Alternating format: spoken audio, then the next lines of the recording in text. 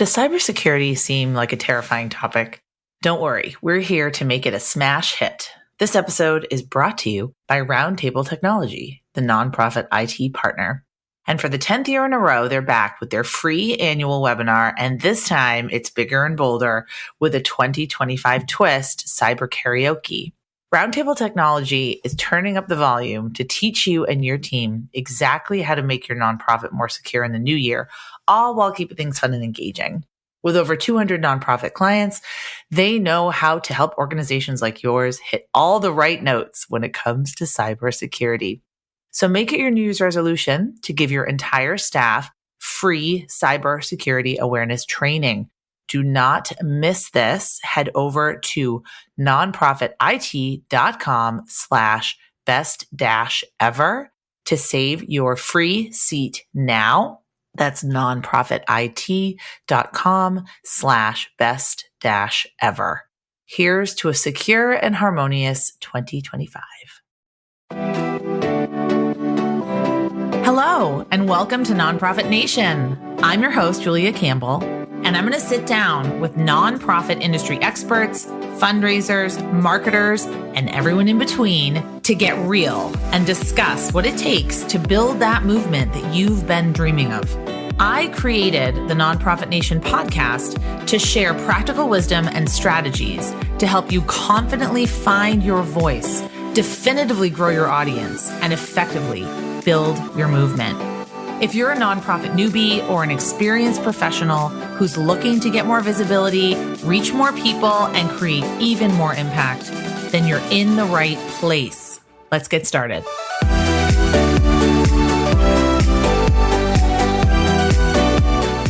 Hi everyone. This is Nonprofit Nation with your host, Julia Campbell. Today I'm excited to welcome my guest, Drew Reynolds. Drew is the principal consultant at Common Good Data with over 12 years of experience helping nonprofits and public sector clients in prevention, mental health, human services, and education measure their impact. Drew works with organizations to build their capacity for evaluation, win big federal grant proposals, and scale the impact of their work. Drew, welcome to the podcast. Thanks so much for having me, Julia. It's great to be here. Yes. And I usually start off asking my guests how they got started in the social sector in nonprofit work. So I started Common Good Data just about 6 years ago, though I guess I've been involved in the social sector in some capacity for longer than that. Beforehand, I was actually in academia. I was a professor in the School of Social Work at UNC Charlotte. But my wife got her dream job in Atlanta, so we moved to Atlanta where she works at Emory. And I was looking for different types of work and maybe academic work. But I kind of felt that maybe it wasn't the perfect fit and had some existing projects that were helping and working with nonprofits on different types of data collection or evaluation needs. And that was back in Charlotte, North Carolina. And I realized, hey, I actually really like this, but I don't maybe have to be a professor to keep doing it. So I figured, hey, maybe they could become my first clients and start my own consulting business. So I started that back in 2018. And what I started to see immediately after creating Common Good Data was that lots of nonprofits, but also some for-profits, also some government agencies too, they're doing a lot of great work, but they struggle mightily with capturing program impacts, with data, doing evaluations, reporting back to funders, all that kind of work. And clients were talking about how they were drowning in Excel sheets. They were feeling disorganized. Maybe leaders didn't feel like they had a clear picture of what their programs were able to accomplish. You know, that feeling, if you're an executive director, you need to go into a board meeting to talk about how many people you served and what your programs have looked like over the past quarter, not always feeling prepared to go into that meeting. Or sometimes running into trouble reporting back to the grantors and funders who require that to continue funding. And so I said, there's got to be some kind of solution to this. And there are other folks who do similar work that I do, as I've realized. But that was really the purpose behind founding Common Good Data, to work with different nonprofit clients and organizations to assess their programmatic limitations and kind of help them build a roadmap or an impact plan to address those. And hopefully within a year or so, be able to report with confidence on who they serve and the impact that they have. Mm-hmm. I know that's tough for a lot of organizations, especially ones just starting out. But even for ones that are pretty much institutions that have been around for 60 years. So something else you focus on is thought leadership.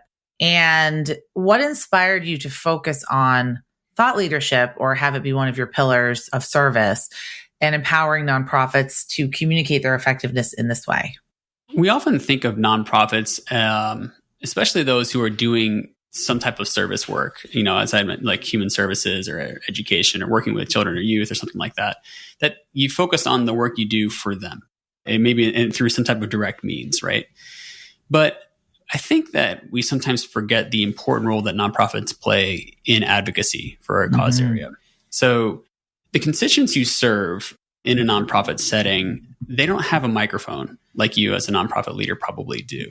So when you talk about issues in the public sphere, you're raising awareness and attention to a problem that needs attention. I would say it's even a duty for nonprofit leaders to be playing in this advocate role, because in that position you have as a nonprofit leader, our social world, our public sphere looks to you to be an expert on that. A good story about this where I kind of learned this a little bit for the first time. I was serving on a school board during the pandemic of a small charter school. We would meet every Wednesday. I was serving on the academic committee at that time to discuss data on COVID-related data they were looking at, how we're going to reopen the school for in-person learning. And there was a lot of feelings in those meetings that we would have with some were staff members, some were parents, and some were public health experts to try to figure out how we're going to build this plan. And I realized about halfway through the year that I was like, I feel like somebody should be talking about the need to open quickly because of the challenges that I thought that children were going to be experiencing related to social, emotional, mental health challenges and impact, which of course we ultimately ended up seeing with the pandemic. And I kind of thought to myself, oh man, I really wish we had somebody in the room who would be an expert on the social, emotional well-being of kids, who could come and make this advocacy happen in this, to talk about the need to reopen the school for in-person learning for students. I took a step back and realized, actually, that is my job because I do have that background. And I, as a social worker, as an academic, as someone who's worked with youth for a long time, and I sort of realized, oh, shoot, I am the expert in this situation. And I had to sort of embrace that role. And I was a little worried at first. I think many people, when you walk into a room for the first time, you don't want to step on other people's toes. And you don't want to come off as somebody who's arrogant or trying to tell everybody else what to do. But there is also an importance, I think, to stepping into the role that is for you and to make sure that you use that microphone for the purpose that you need to. Now, of course, ultimately, we reopened the school, and it wasn't just because I said it. There was lots of people. It was a joint, collective decision. But it happened because everybody brought their best expertise to the table to do a good job. And so I think that's what nonprofit leaders have to do, is to recognize that they are also going to be playing that advocate role in whatever space that they're in, advocating for the clients that they serve. I'm on the school board. So I think that's so great. And I was elected to the school board during the pandemic. I got on the school committee December 2020. So I understand completely what you have been through.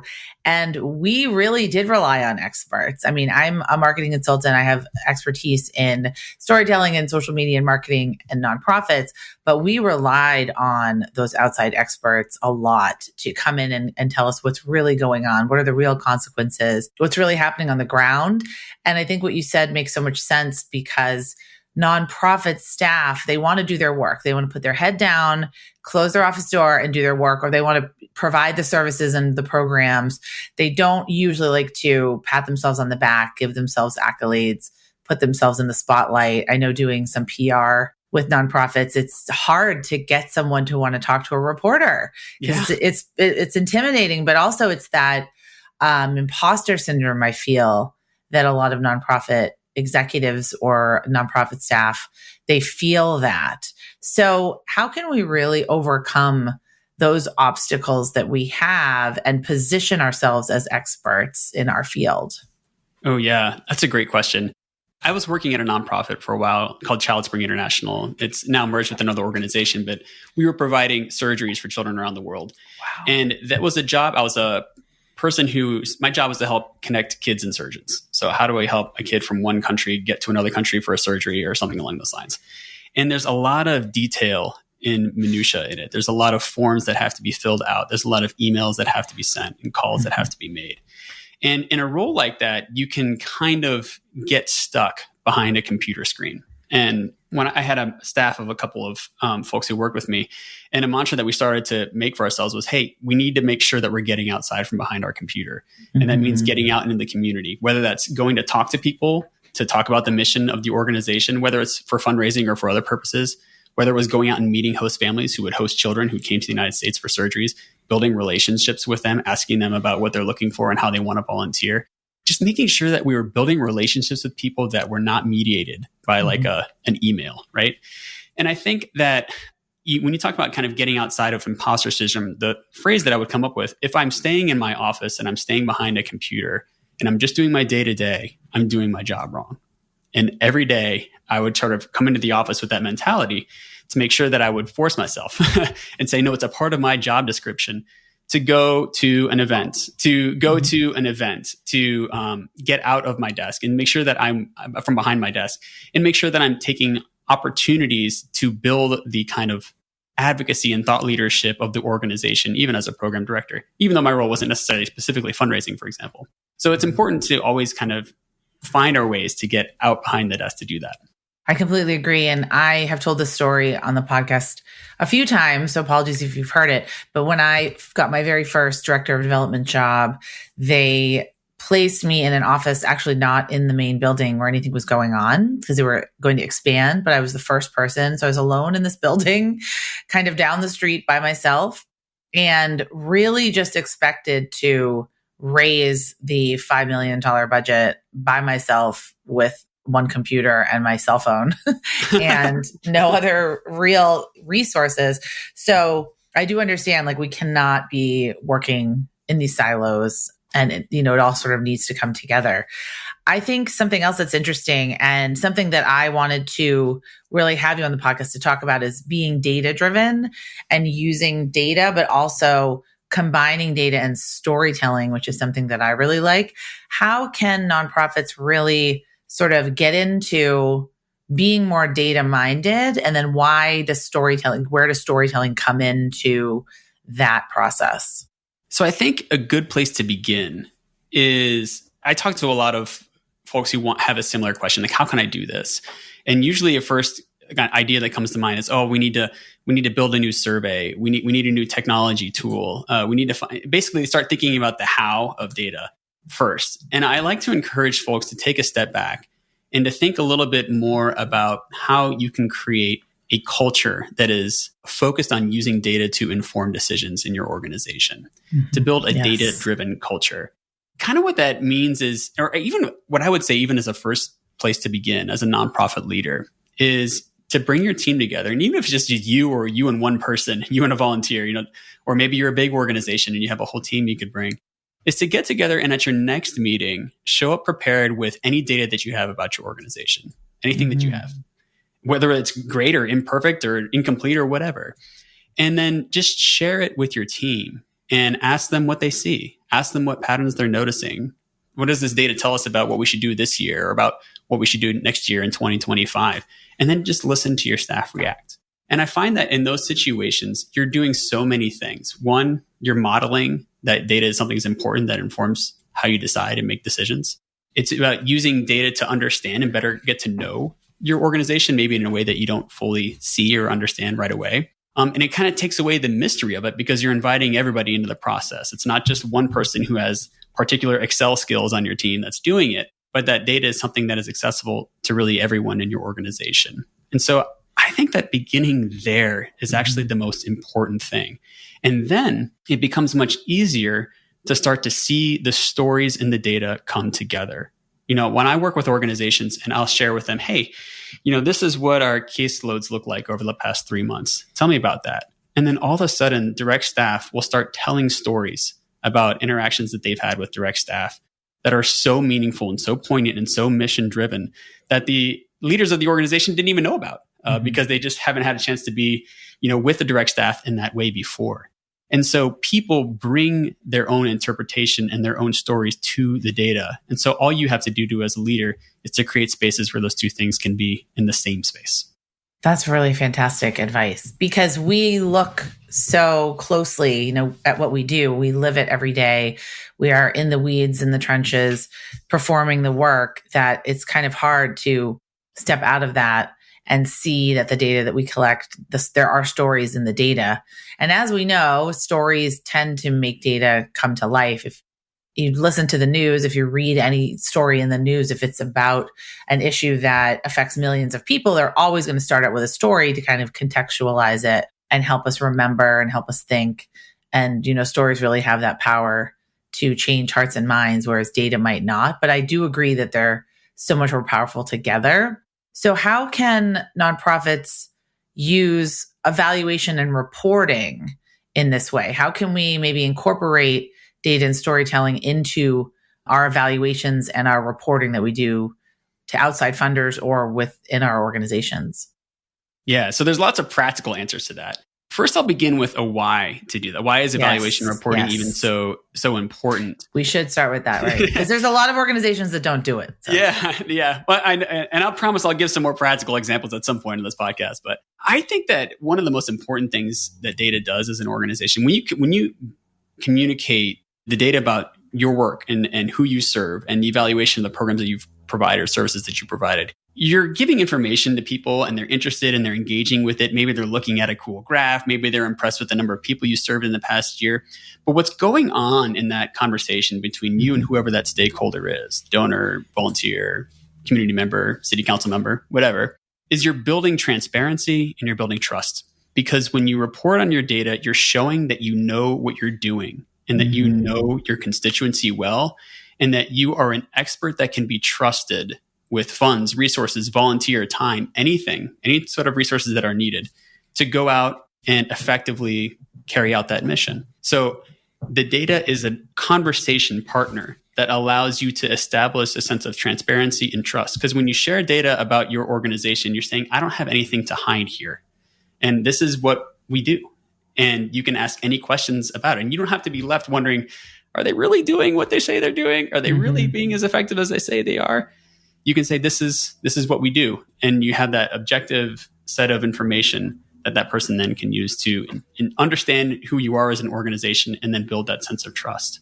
I also think it's important to know that you can still establish trust and authority, even if your quote unquote numbers aren't that great. Maybe you thought you were going to serve more people than you were. Maybe something happened. Maybe a pandemic happened. Maybe something got in the way of you carrying out your mission.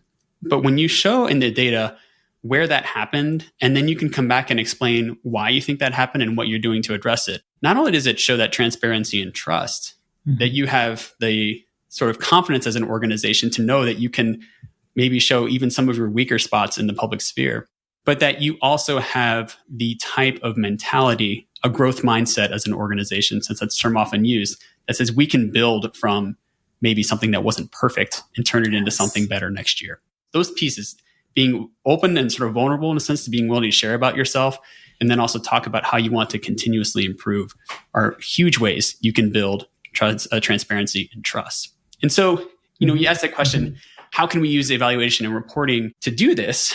I think that, practically speaking, it's about building processes as an organization, figuring out kind of like, everybody has a fundraising calendar.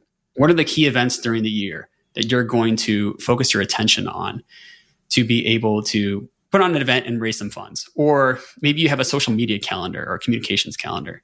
You should have something like that around data and evaluation that says, this is when all our grant reports are due. This is when we want to complete our annual report that we can share with our board. This is when we want to be able to report back to these specific funders and grantors. And then maybe there's other pieces that you want to add to that. And once you've built that calendar and you have a sense of what you need to be able to develop and show, then you figure out, okay, what is going to be the way in which we're going to have on my team that's going to be able to be responsible for ensuring that those reports come in as we need them to. And so you can kind of work backwards from that larger year-long goal. Right. You could also have like a thought leadership calendar. Like, what are some events where we can really influence advocacy, or what are some local events happening, or what's going on in our cause and our mission area as a whole, and how can we sort of insert ourselves into these conversations? This is something I talk to my clients about a lot. You are solving your little corner of this problem, or you're working on a solution for your little piece of the pie, but this issue has greater consequences and affects more people and is part of a broader context happening around the mission, say like food insecurity, whatever it might be, violence prevention. So trying to make yourself relevant locally, but also really communicate that this issue is larger than all of us and larger than just like our town or our city. And how can we work on it together? And, I think evaluation and reporting, I remember when I was a director of development doing my very first like impact matrix for the United Way. Yeah. And it was brutal to really look at the data that we were collecting in that context. So do you have any like tools or frameworks that you recommend for tracking and communicating program impact? Yeah. So I would say you're a development director in an organization and you are stuck in that situation where you need to report back to a grantor, or you need to, and you're kind of like, oh, you got this matrix from the United Way, from a community foundation. One of the challenges that I see happen a lot in nonprofits is sometimes there's this imaginary wall. I don't get it, but it's there between people who run programs and people who raise funds. And for some reason, it's so hard for those two to talk to one another. Mm-hmm. I think sometimes on the program side, there can be a little mistrust. Maybe they're like, I don't understand the whole money thing or the fundraising thing. It's weird. I just want to give programs. And on the donor side, it's sometimes like, oh man, I feel like there's this whole other world of fundraising that maybe it's not understood. And people kind of come to those meetings sometimes feeling a little sense of mistrust and not understanding what each other.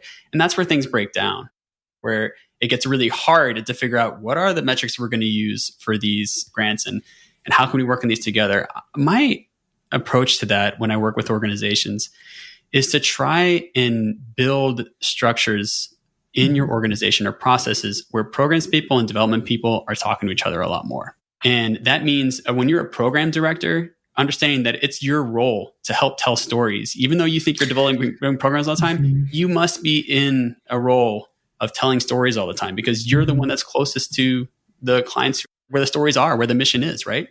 And if you're a development person and you're writing a grant, you got to go talk to your programs people and maybe spend a couple of days as a volunteer, just walking with your frontline staff and figuring out what it's like to rub shoulders with everybody who's doing the mission out on the street every day.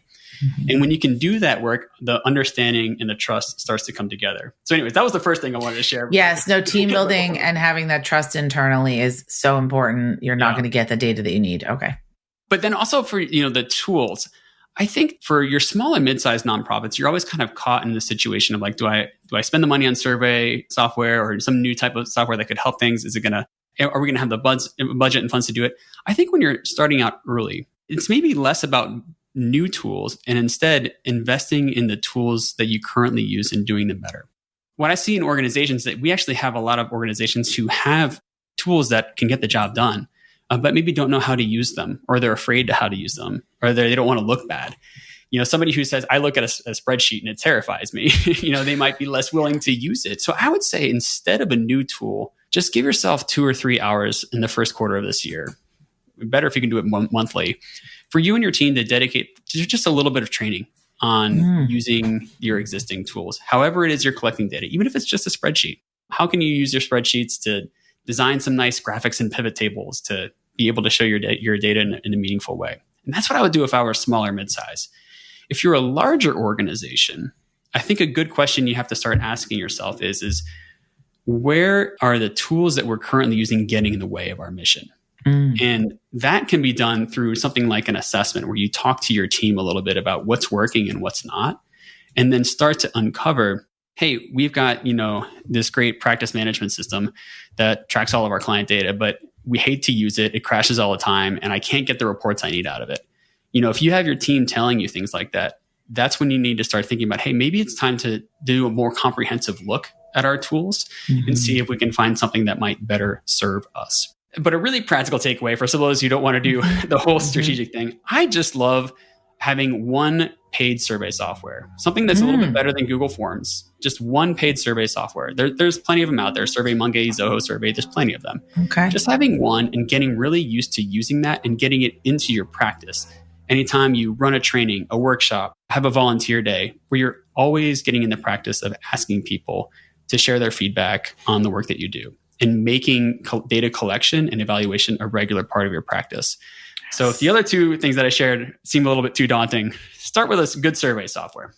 Oh, great. And something you said earlier, I think is really important because I think when people hear survey or they hear data collection, they think they should be taking all of the data and every little thing and asking every little question.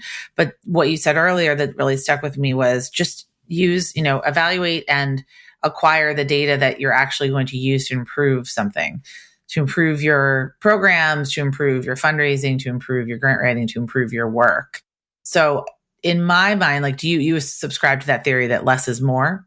Oh, very much so. I was actually having a conversation with a client just the other day, and they said, "Hey, we have this new thing that we're going to do. Yeah. We wanted to create a survey, so we put some questions together. We had AI help us out, and we designed these survey questions." Which, don't get me wrong, I'm a big fan. Use AI; it's great. Yeah, sure. But in the conversation, we didn't take the initial step back that says, "What are we going to use the data for?" And it turned out we were only going to survey maybe 7 or 8 people, and if it's going to be that small, whatever, we had an existing satisfaction survey that was going to get the job done. And we didn't need to go through all the work of creating a new survey, sending it back out, figuring out how to report on it. So I give that example just because sometimes you don't need to collect more information. You just got to use what you have well and build the systems that make it easy so that, you can ask 3 or 4 questions. As a small, mid-sized nonprofit, you could have one survey that has 3 or 4 questions. And if you administer it everywhere, that actually is going to be way better than having some really complex system with dozens of questions and metrics, because you're just going to get drowned in just too much and you won't be able to kind of simplify and focus. I think the organizations that can identify the 2 or 3 core data metrics that they really want to focus on, those are the best ones. And we've been focusing this conversation on more quantitative measures through surveys and numbers and things like that. But man, in this work, and I'm sure that you know this too, Julia, story is going to be one of the most important thing. So another good place to begin is to just start getting into a regular practice of doing interviews and focus groups with either your volunteers, maybe it's your board members, maybe it's the constituents you serve, maybe it's somebody else. But getting used to the idea that you can bring people together to ask them about their experience interacting with your organization and making that a regular practice of what you do. And when you do that, you will learn so much about yourself, about your organization, that you can really use to improve your work. What are your recommendations for communicating this data, evaluation results, things like that? I mean, I'm talking about communicating it to the general public. So social media or email or websites, how best to communicate it out? All of them are great. I think that when it comes to communications, I've learned both as a business owner and as somebody who works with a bunch of businesses, which are nonprofits too, right? Is to pick the handful of things that you're good at and you're comfortable with and do them well. And don't get overwhelmed with trying to be everywhere because you're not going to be able to. So if you have a couple of social channels and you do social well, then just do that. Figure out ways to tell great stories on Instagram Reels. That sounds awesome. Like that's a great way to engage your audience. If you're like me and you don't know how to use Instagram, then maybe you find a different venue. I love podcasting and I love blog writing. So those are the things that I like to do. And I have some social presence on LinkedIn and other places, right? I've seen nonprofits do extremely great work through just simply creating beautiful reports and mail, like using direct mail to tell stories about their organization. And particularly for their audience, for this organization, it was for typically an older audience. They preferred to receive that information that way. They weren't on social media channels. So it's about knowing who your audience is and what you're good at and kind of finding where that Venn diagram overlaps a little bit. Now, the thing about data is that you're always going to have some type of really long report that you're going to have to send back to a funder that maybe it's just a bunch of tables and data points. It doesn't look like it's really ready for a public audience, right?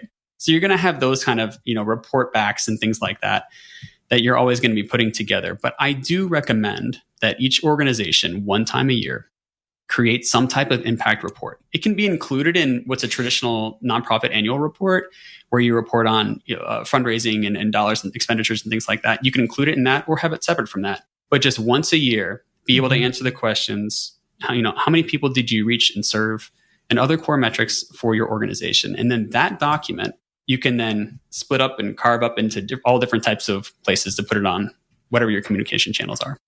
Oh, I love that. Yeah, using visuals. There's so many tools out there to create those visuals for free. Canva, you can create an animated GIF or an infographic. You can turn all kinds of data into beautiful visuals with all sorts of different tools.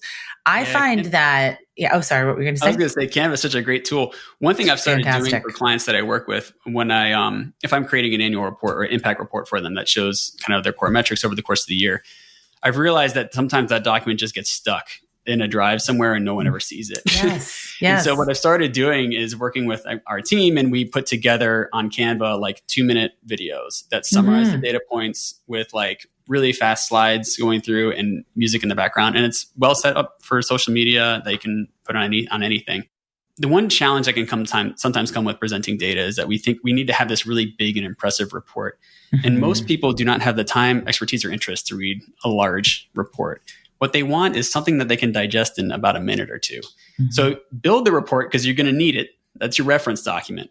But then everything else that you create, make it digestible for people to understand.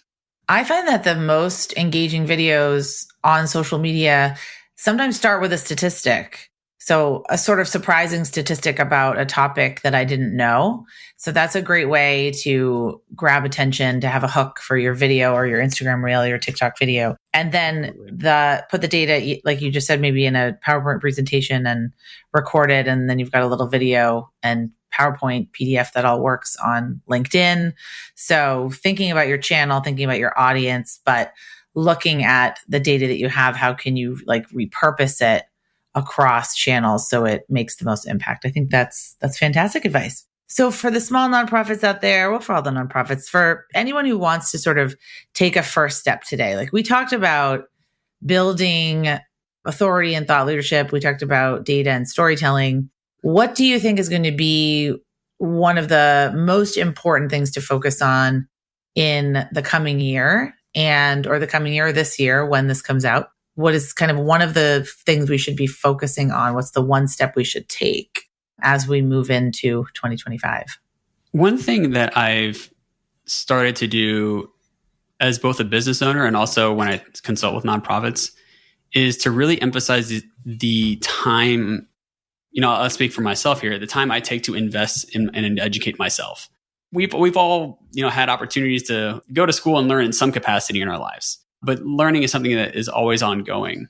And in your field, if you want to be that thought leader, that person that when you walk into the room, people understand, hey, you're an expert on this topic or this area, then it's important for you to be constantly immersing yourself in the conversation that's happening on that particular area. I was reading one of my favorite books recently is a book called Evicted by Matthew Desmond. And it's a wonderful text that just really talks about the interplay between what life is like living in concentrated poverty and how that interplays with health and housing. So that book opened my eyes into what the experience of living on the edge is really like. And when I'm reading books like that, and then I go speak with a client who does housing and homelessness work, or if I read, a great Vivek Murthy's, for example, wrote a book on loneliness, the Surgeon General. And then I read that book and then I go talk to clients who do work in mental health. I find that I have such a closer understanding of the work that they're doing, and that I'm then able to, it comes out in the writing, in the speaking that I do. So the more that you can invest in yourself, reading constantly, audiobooks constantly, podcasts like this one, for example, I think constantly are great examples to educate yourself going into the sector or into the next year. Then it's to figure out, okay, how then do I, as a nonprofit leader, situate my organization and the work that we do and our mission in conversation with some of those national dialogues. And so you are speaking on panels, you are going to conferences, you're going out and getting yourself out there in ways. Maybe you're calling up a reporter if you're afraid to do so and putting together, or maybe working on an op-ed for your local paper. These are ways that once you've done that reading and education work and feeding your mind on your subject area, that then allows you to then have the background information that you need to then put it in conversation with your own work. And then you go out and say, okay, this is how my nonprofit XYZ is able to be in dialogue and in conversation with this area, and how we as an organization might be able to be part of the solution. I love that. So beautifully put. Thank you. Drew, how can people get in touch with you, work with you, and learn more about the fantastic work that you do? So to find out more, check out our website at www.commongooddata.com. You can also find me on LinkedIn. I'm there pretty regularly, so you can direct message me there that way if you want to get in touch as well. So yeah, those are the two best places to find me. Fantastic. Well, thank you so much for being on the podcast. This was really informative, insightful. I don't talk a lot about data, so it's very interesting. It's an interesting topic that I think my audience is going to get a lot from. So really appreciate you being on here, sharing your expertise. Absolutely. Julia, thanks so much for having me on.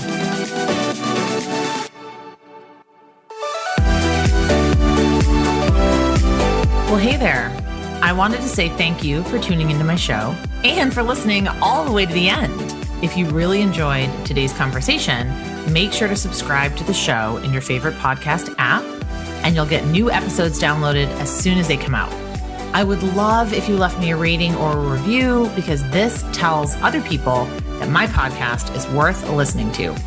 And then me and my guests can reach even more earbuds and create even more impact. So that's pretty much it. I'll be back soon with a brand new episode. But until then, you can find me on Instagram at JuliaCampbell77. Keep changing the world, you nonprofit unicorn.